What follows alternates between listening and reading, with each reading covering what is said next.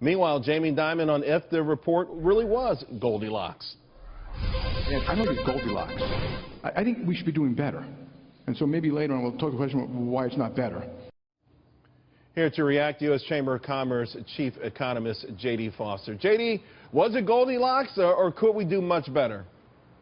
Well, it could be both, really. It was a solid report, sort of steady as she goes, and yet we could be doing much better. We should be doing much better.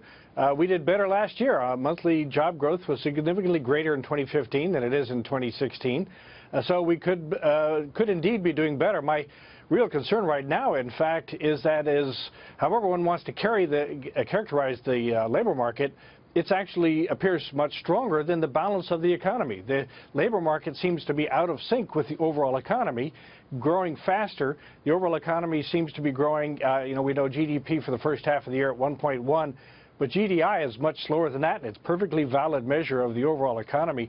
So we have an overall economy that's growing pretty slowly, and a job market that, whether Goldilocks or steady as she goes, however you want to characterize it, is much faster, doing much better than the rest of the economy. Well, to that point, you talked about the slowdown, versus last year, but we peaked the average monthly jobs gains in 2014.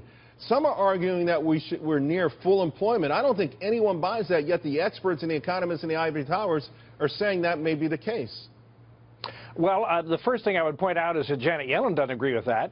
Every time you read the FOMC reports, it's about, well, the economy is strengthening, but there's still pervasive weakness or variations on that language.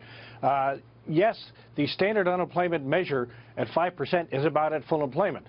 But what we've known throughout this recovery and expansion period is that that standard measure of unemployment doesn't really reflect what's going on in the labor markets. If you look at a broader measure like U6, it's elevated relative to normal by 1.5, maybe 1 3/4 percentage points.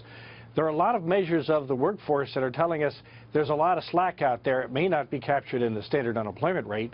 The place to really look is not in the quantities, but in prices. Look at what's happening with real wages, and we're starting to see some growth in real wages, but it's still very anemic. It's not anything like what you would expect if we were truly at full employment. J.D., we've got two presidential candidates that are against the TPP, at least officially, and trade getting a bad raw deal. I know that this is something that the Chamber of Commerce is really passionate about, the notion of trading with the rest of the world. Do you think things are going to get worse no matter who's elected from that angle, or could we unlock that wage conundrum that you just described? Could that be the key to unlocking it, the fact that we bring back some jobs to this country? Well, there's no doubt that you're going to have a much better case, an easier case to make for all the benefits of free trade when the economy is doing better and people aren't as worried about their own economic security. Economic security is a major concern throughout the country right now, and so the free trade argument, frankly, is harder to make because of that. If we could get real wages growing, further strengthen the labor market, then I think we would see more support for free trade. Free trade is a key, not the only key, but a key to future prosperity. We can't turn our back on it. J.D. Foster, thank you very much. Really appreciate it. My pleasure.